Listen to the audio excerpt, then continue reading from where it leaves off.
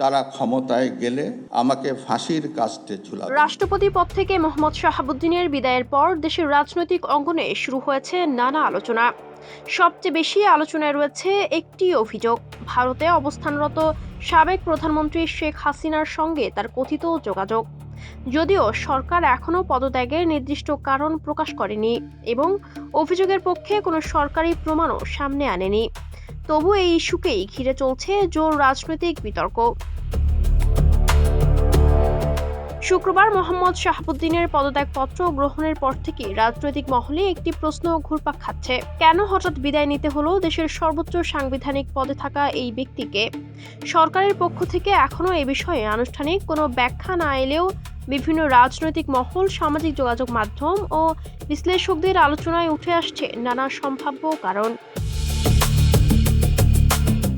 এর মধ্যে সবচেয়ে বেশি আলোচনায় রয়েছে শেখ হাসিনার সঙ্গে তার কথিত যোগাযোগের অভিযোগ।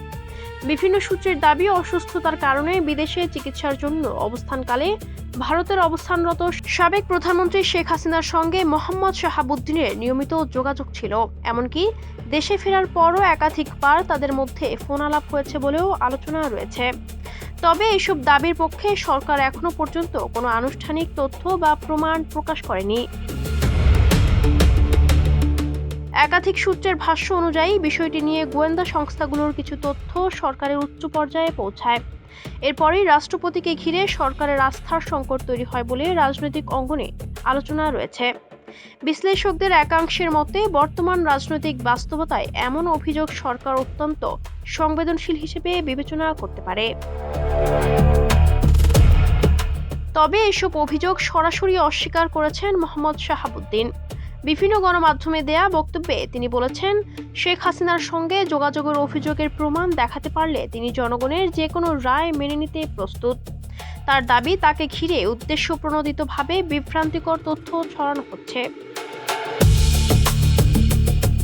এদিকে ভারতে অবস্থানরত শেখ হাসিনার সাম্প্রতিক বিভিন্ন বক্তব্য ও সরকার বিরোধী রাজনৈতিক তৎপরতাকেও বর্তমান পরিস্থিতির একটি গুরুত্বপূর্ণ প্রেক্ষাপট হিসেবে দেখা হচ্ছে।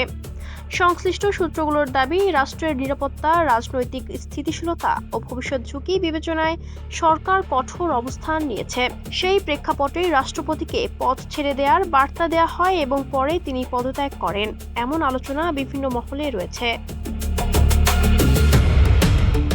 তবে একটি বিষয় স্পষ্ট, এসব তথ্যের বড় অংশই বিভিন্ন সূত্র, রাজনৈতিক আলোচনা ও গণমাধ্যমে প্রকাশিত দাবির উপর ভিত্তি করে।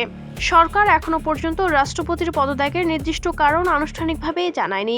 একইভাবে শেখ হাসিনার সঙ্গে যোগাযোগের অভিযোগের পক্ষেও কোনো সরাসরি প্রমাণ প্রকাশ করা হয়নি। ফলে রাষ্ট্রপতির বিদায়ের প্রকৃত কারণ নিয়ে ধোঁয়াশা এখনো কাটেনি। Ayesha Akter Swarna, campus Times.